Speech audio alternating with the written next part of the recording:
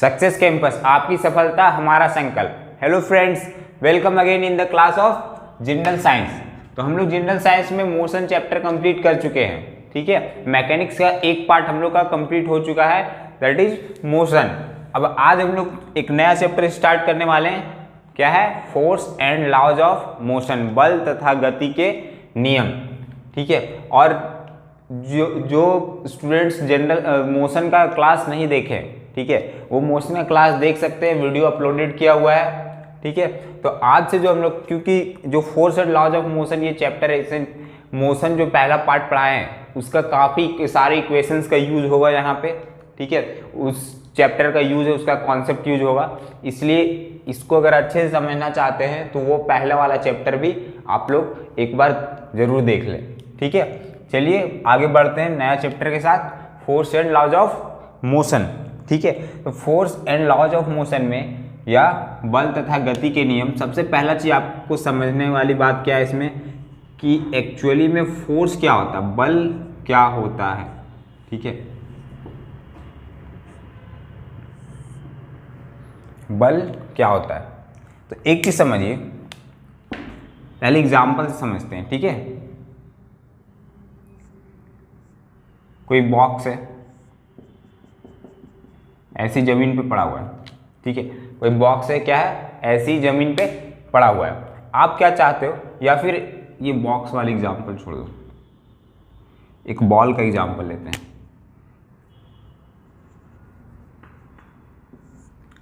मान के चलो एक प्लेग्राउंड है, ऐसा क्या है, दिस इज अ प्लेग्राउंड, मतलब एक खेल का मैदान है, ठीक है। इसमें क्या है, एक बॉल, फुटबॉल खेला जा रहा है। इसमें मान के चलो कितने प्लेयर्स हैं, एक प्लेयर यहाँ पे है, एक प्लेयर यहाँ है और एक प्लेयर यहाँ है।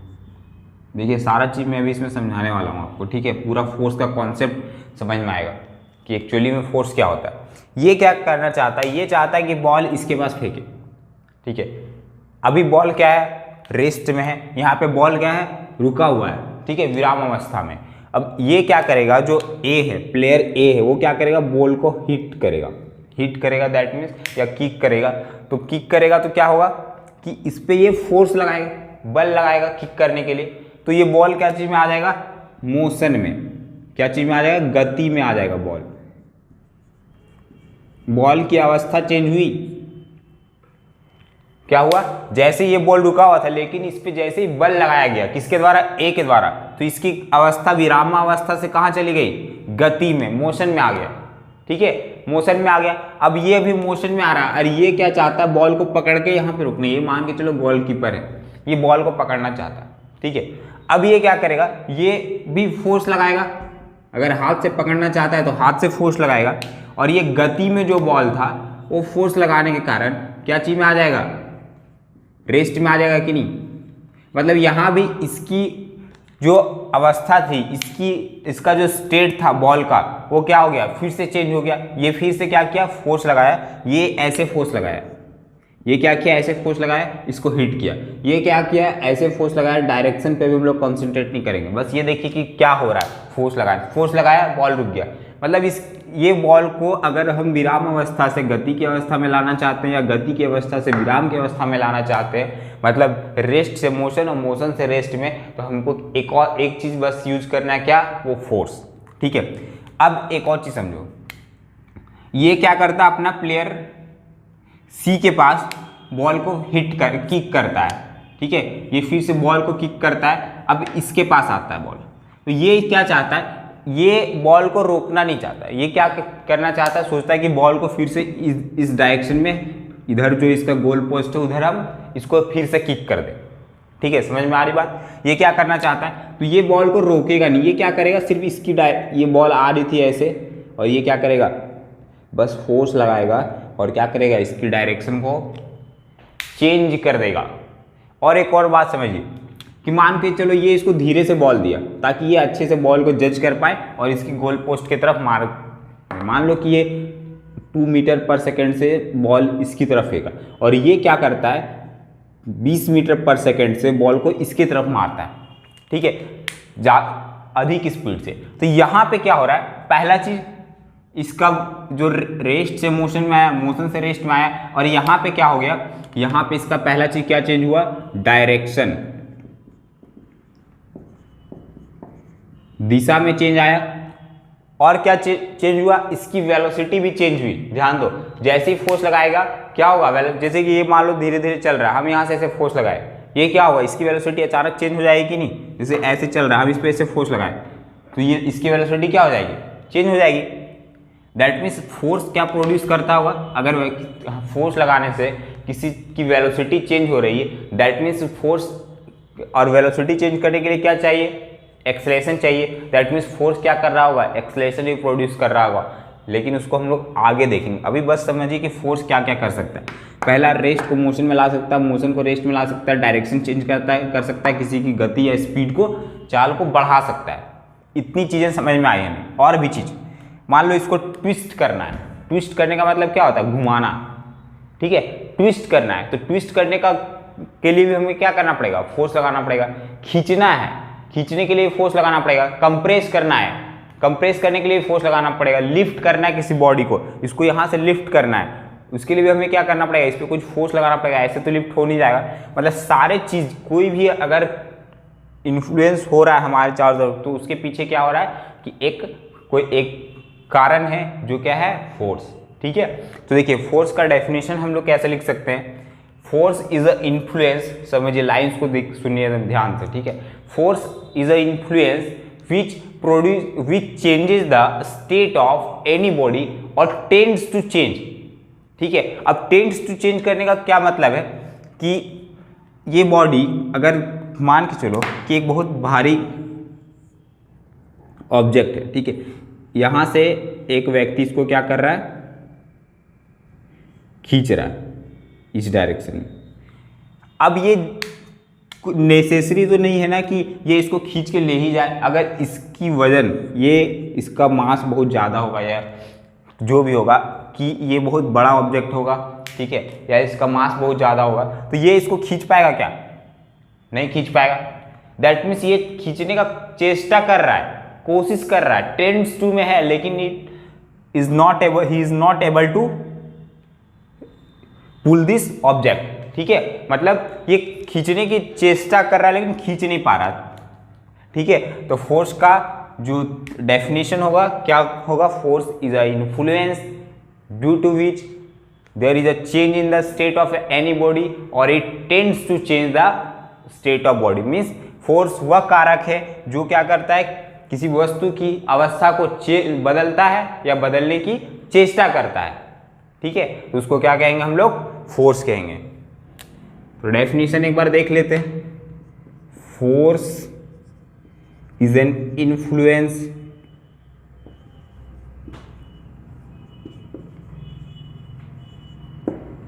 which changes state of a body or tends to change, और क्या करता है, बदलने की चेष्टा करता है। ठीक है, मतलब इसको हिंदी में लिख, बल वह कारक है, या भौतिक कारक भी कह सकते हो, जो किसी वस्तु की अवस्था को बदलता है या बदलने की चेष्टा करता है। ठीक है, तो एक चीज आपको बेसिक फंडा फोर्स के बारे में क्लियर हुआ होगा कि फोर्स एक्चुअली होता क्या है। ठीक है, और एक 2-3 पॉइंट है फोर्स का, जैसे फोर्स किस किस तरह से हम लोग लगा सकते हैं किसी बॉडी पे। ठीक है, तो हो सकता है कि हम पुल करें, मतलब खींचें, खींचना, पुश भी कर सकते हैं, ढकेलना। पुश करने के लिए फोर्स लगाना पड़ेगा, ट्विस्ट कर सकते हैं। ट्विस्ट मतलब ट्विस्टिंग क्या होता है, जैसे मान लो ऐसा कुछ रॉड है, इसको आप क्या करना चाहते हो, ऐसे करके यहां से ऐसे ऐसे मोड़ना चाहते हो, ठीक है, तो इसमें भी क्या करना पड़ेगा, आपको फोर्स लगाना पड़ेगा, उसी को क्या कहते हैं, ट्विस्टिंग। समझ में आ रही बात। इसमें जैसे कि मान लो इसके कैप को खोलना है, तो हम लोग क्या करते हैं, थोड़ा सा इसको रोटेट करने के लिए क्या करते हैं, ट्विस्ट करते हैं। या कोई कैप, बोतल का कोई कैप खोलना है, तो उसमें क्या करेंगे आप, ट्विस्ट करेंगे उसको, ठीक है, तो ये क्या होता है, ट्विस्टिंग। तो उसमें भी क्या करते हैं, फोर्स। ट्विस्टिंग मतलब क्या होता है, ट्विस्ट मीन्स घुमाओ, ठीक है, अगर किसी को घुमाना चाहते हैं आप, उसमें भी फोर्स लगाना पड़ेगा। और स्ट्रेचिंग,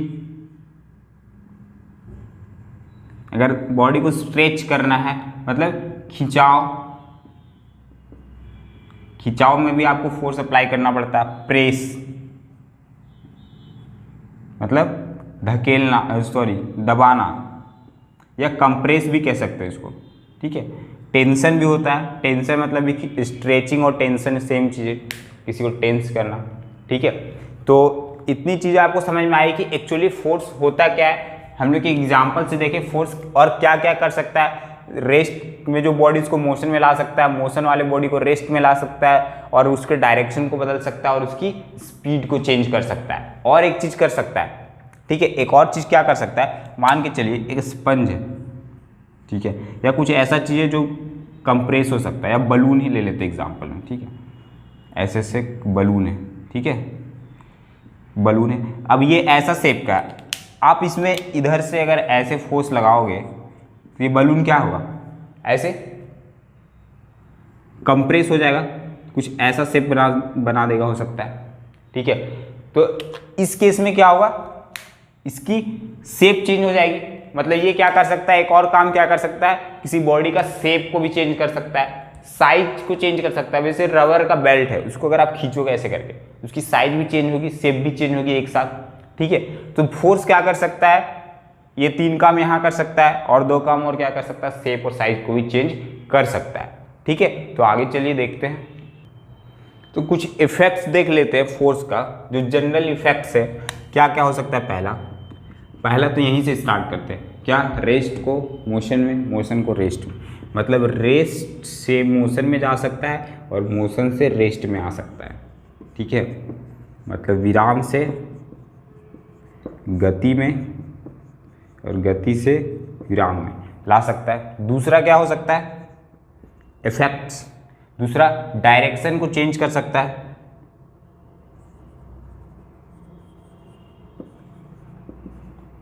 मतलब दिशा बदल सकता है। तीसरा शेप और साइज को चेंज कर सकता है, जैसे बलून वाला एग्जांपल। और एक और एग्जांपल आप समझ सकते हैं, जैसे रोटी को अगर बेलना है, तो रोटी क्या होता है, पहले आटा का इस तरह का शेप लेते हैं, उसके बाद इसको क्या करते हैं, वो बेलन से ऐसे करके इसका शेप को चेंज करते हैं, कुछ ऐसा शेप बना देते हैं, और इसको क्या करते हैं, इसका साइज भी चेंज कर देते हैं, ठीक है। तो ये भी एक एग्जांपल है शेप और साइज चेंज करने का। बहुत सारा एग्जांपल है ऐसे, changes shape and size means आकार और आकार परिवर्तन कर सकता है, ठीक है। स्पीड को चेंज कर सकता है, ठीक है, चाल परिवर्तन कर सकता है।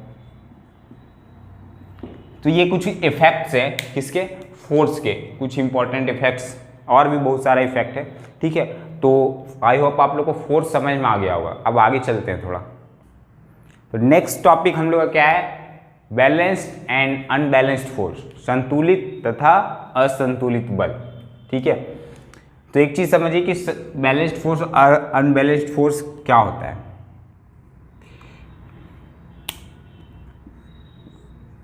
तो जो एक ब्लॉक है, ठीक है, ये बंदा क्या कर रहा है, इसको इधर धकेलने की कोशिश कर रहा है। एक और बंदा है, ये क्या कर रहा है, ये इसको इधर धकेलने की कोशिश कर रहा है, ठीक है, ये इसको इधर धकेलने की कोशिश कर रहा है, ये इसको इधर धकेलने की कोशिश कर रहा है। अब एक लड़का ए है और एक लड़का बी है, ठीक है। अब समझिए कि ए अगर कमज़ोर होगा, ठीक है, ए अगर मान लो वीक है थोड़ा बी से, तो बी क्या करेगा, इसको धकेल के इधर कर देगा, करेगा कि नहीं। दैट मीन्स अगर मान लो ये जो फोर्स लगा रहा होगा ना, ये मान लो अगर ये लगा रहा होगा 20 न्यूटन का फोर्स, ठीक है, तो ये फोर्स मान लो लगा रहा है 10 न्यूटन का, कितना, 10 न्यूटन का फोर्स, ठीक है। ये 20 न्यूटन लगा रहा है और ये कितना लगा रहा है, 10 न्यूटन। तो ये क्या करेगा, इससे ये फोर्स ज़्यादा लगा रहा है, अगर ये ज़्यादा फोर्स लगाएगा तो इसको क्या करेगा, ये किधर मूव करना स्टार्ट कर देगा, इधर। समझ में आ रही बात, प्रैक्टिकल चीज़ एकदम, थोड़ा सा इसको फील करने की कोशिश कीजिए। एक और चीज़ को समझाते हैं, देखो किसी बॉडी में अगर कोई चेंज लाना है, रेस्ट से मोशन में लाना है, मोशन से रेस्ट में लाना है, तो हमें क्या अप्लाई करना पड़ता है, फोर्स अप्लाई करना पड़ता है, ठीक है। अब एक चीज़ समझिए कि मान लो वहाँ पे जो हम एग्जांपल लिए थे, 2 फुटबॉलर वाला, ये इसको बॉल इसके पास फेंकना था, ठीक है, बॉल किसको था, इसके पास फेंकना था। तो ये क्या करता, बॉल को इस डायरेक्शन में हिट करता, फोर्स जो लगाता इस डायरेक्शन में लगाता, ठीक है। अगर ये फोर्स बॉल पे इस डायरेक्शन में फोर्स लगाता तो ये क्या तीसरे वाले के पास चल जाता है कि नहीं बॉल, ठीक है, या फिर इधर लगाता तो उधर चला जाता। दैट मीन्स फोर्स हमको अप्लाई करने से पहले एक चीज़ पता होना चाहिए कि हम किस डायरेक्शन में अप्लाई करना है, हमारा जो काम करेंगे, हम जिस फोर्स से जो वर्क करना चाह रहे हैं वो किस डायरेक्शन में करना चाह रहे हैं, ये चीज़ आपको पहले से क्लियर होना चाहिए, ठीक है। दैट मीन्स फोर्स का एक और डिपेंडेंसी है, क्या है, डायरेक्शन। बिना डायरेक्शन, अब हम बोलेंगे इस पर फोर्स लगाओ, तो आप पूछोगे सर किधर लगाना है, ऊपर नीचे इधर उधर, हम बोलेंगे इसको लिफ्ट करना है, तो आप खुद से क्या करोगे, इधर ही फोर्स लगाओगे। दैट मीन्स आपको एक डायरेक्शन पता होना चाहिए फोर्स का, इधर लगा दोगे तो थोड़ी लिफ्ट होगा, ये इस पर मैं ऐसे फोर्स लगा देंगे तो लिफ्ट होगा क्या, नहीं होगा। दैट मीन्स ये जो फोर्स होता है ना, ये मतलब इसके पास क्या है, डायरेक्शन है कि नहीं, डायरेक्शन है प्लस मैग्नीट्यूड तो सबके पास होता है, जो ही जितनी फिजिकल क्वांटिटी। दैट मीन्स ये क्या है, एक वेक्टर क्वांटिटी होगी, वेक्टर क्वांटिटी होगी, और ये मतलब कैसा राशि होगा, सदिश, ठीक है, सदिश राशि होगा, मतलब इसके पास वेक्टर होगा। तो ये चीज़ समझ में आ गया आपको कि फोर्स कैसा क्वांटिटी होता है, वेक्टर होता है, ठीक है। और फोर्स के पास यूनिट क्या है, देखिए इसकी यूनिट की बात हम आगे करेंगे, लेकिन अभी जान लो इसकी जो एसआई यूनिट होती है वो न्यूटन होता है, ठीक है। इसको हम लोग जब सेकेंड लॉ ऑफ मोशन पढ़ेंगे तो उसमें हम लोग देखेंगे इसको, एन से, एन इज द सिंबल, ठीक है, हिंदी में भी सिंबल एन ही लिखना पड़ेगा आपको। तो एक चीज़ समझ में आई। अब यहाँ पे हम बोले कि नेट फोर्स कितना लगा, क्या, नेट फोर्स मतलब कुल बल कितना लगा है। तो आप एक काम करोगे, क्या करोगे, पॉजिटिव निगेटिव वाला केस लाओगे, जब वेक्टर क्वांटिटी है तो आपको पता है इधर निगेटिव लेते, सॉरी इधर पॉजिटिव और इधर निगेटिव। तो ये एफ बी फोर्स लगाया गया किसके द्वारा, बी के द्वारा, क्या लिखोगे सर, इस डायरेक्शन में है तो -20 न्यूटन लिखेंगे, ठीक है। एफ ए फोर्स किधर लगा रहा है, इस डायरेक्शन में, तो क्या लिखोगे सर, +10 न्यूटन लिखेंगे, यहाँ तक ठीक है।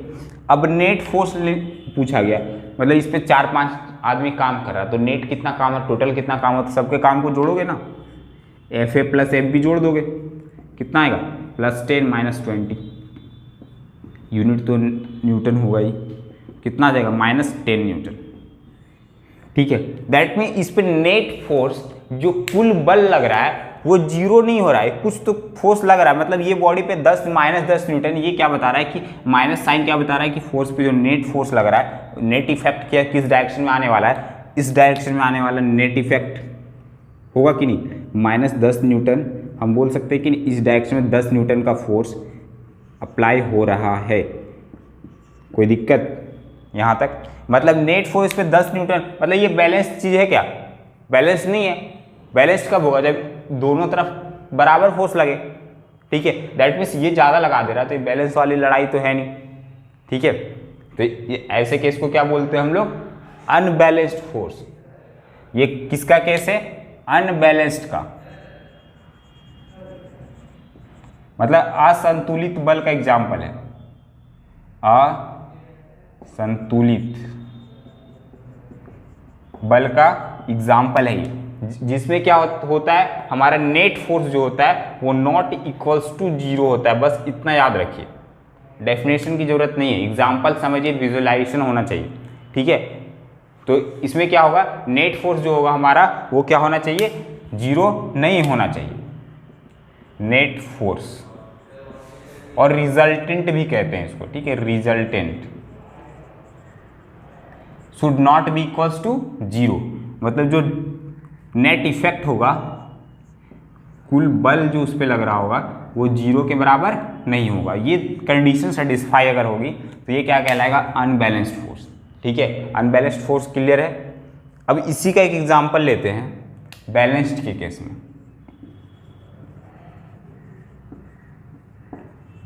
और संतुलित बल,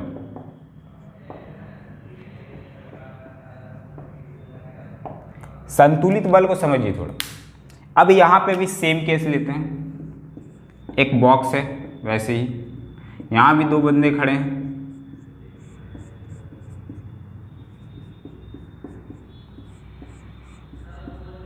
ठीक है। ये बंदा ए है, ये बंदा बी है। अब ये दोनों क्या है ना कि सेम है, मतलब दोनों का ताकत क्या है? सेम है। ये ना ही बॉक्स को इधर आने दे रहा, ना ही बॉक्स को इधर आने दे रहा। ये कि इस केस में क्या होता है, बॉक्स इधर चलने लग जाता है, क्यों? क्योंकि ये ज़्यादा फोर्स लगा दे रहा था। इस केस में क्या होगा, ये भी क्या कर रहा है, ये भी 10 न्यूटन का ही फोर्स लगा रहा है, और ये भी क्या कर रहा है, 10 न्यूटन ही लगा पा रहा है। इस केस में क्या होगा, इसका जब नेट फोर्स निकालोगे 10 माइनस 10, क्योंकि डायरेक्शन अपोजिट है, तो क्या आएगा? जीरो आ जाएगा कि नहीं? जैसे मान लो फोर्स लगाया गया ए के द्वारा, कितना? 10 न्यूटन, बी के द्वारा कितना लगाया गया? -10 न्यूटन। अब जब नेट फोर्स निकालोगे इसका, कुल बल, फिर क्या करोगे? F A plus F B करोगे, और आपको 10 - 10 इक्वल्स टू क्या मिलेगा? जीरो मिलेगा कि नहीं मिलेगा? तो यहां से एक चीज क्या पता चल रहा है कि अगर किसी बॉडी पे net force, net effect of the body, ठीक है, net effect of the force क्या आ रहा है, अगर जीरो आ रहा है तो कैसा कंडीशन होगा?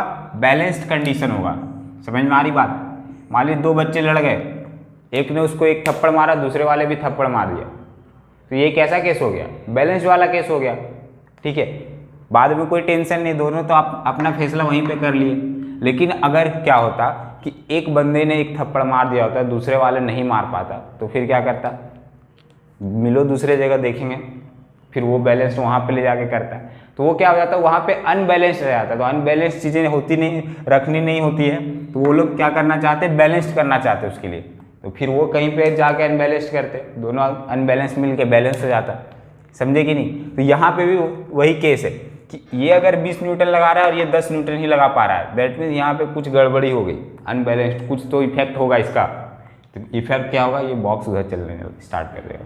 समझ में आ रही बात? यहाँ पे क्या होगा, ये 10 न्यूटन लगाया, ये 10 न्यूटन लगाया, दोनों बराबर हो गया, कोई गड़बड़ी नहीं हुई। यहाँ पे ना ही ये इधर जाएगा, फ्यूचर में कुछ लड़ाई का कोई ये नहीं है, मतलब कोई इफेक्ट, कोई फेनोमेना होने वाला नहीं है बैलेंस्ड केस में, लेकिन अनबैलेंस्ड केस में होगा, ठीक है।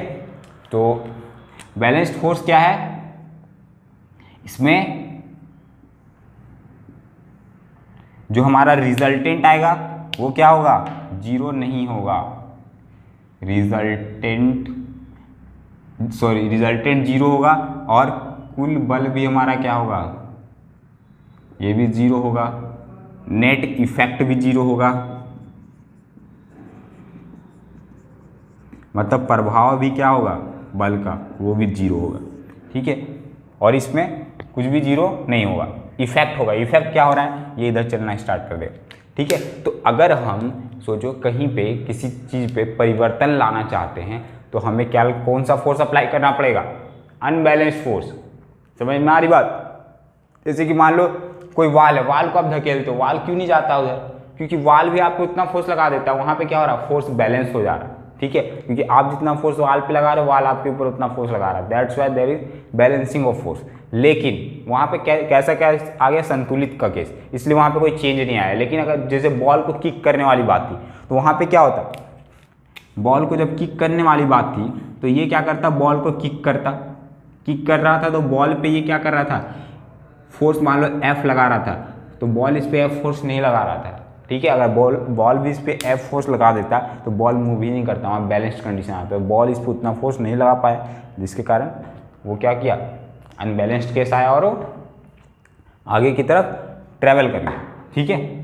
तो ये सब केसेस, तो कहीं भी अगर आप कोई इफेक्ट देखना चाहते हैं फोर्स का तो आपको कैसा फोर्स लगाना पड़ेगा, अनबैलेंस्ड फोर्स। जैसे कि अगर मान लो हम इधर से इसको कंप्रेस करें, ये भी ऐसे कंप्रेस कर रहा है, तो ये ना ही इधर जाएगा ना ही इधर जाएगा, दोनों सेम फोर्स लगा दिए। लेकिन जैसे ये फोर्स कम हो गया, ये क्या होगा, इधर की तरफ मूव करना स्टार्ट, हम ये वाला हाथ को थोड़ा लूज कर दिए तो ये इधर मूव करना, इसको लूज करेंगे तो इधर आ जाएगा। तो नेट इफेक्ट होने के लिए क्या होना चाहिए, अनबैलेंस्ड कंडीशन होना चाहिए, ठीक है। तो बैलेंस्ड और अनबैलेंस्ड फोर्स आपको समझ में आया, इसका कॉन्सेप्ट क्लियर है। अब आगे देखते हैं फोर्स में लॉज ऑफ मोशन वगैरह क्या क्या है।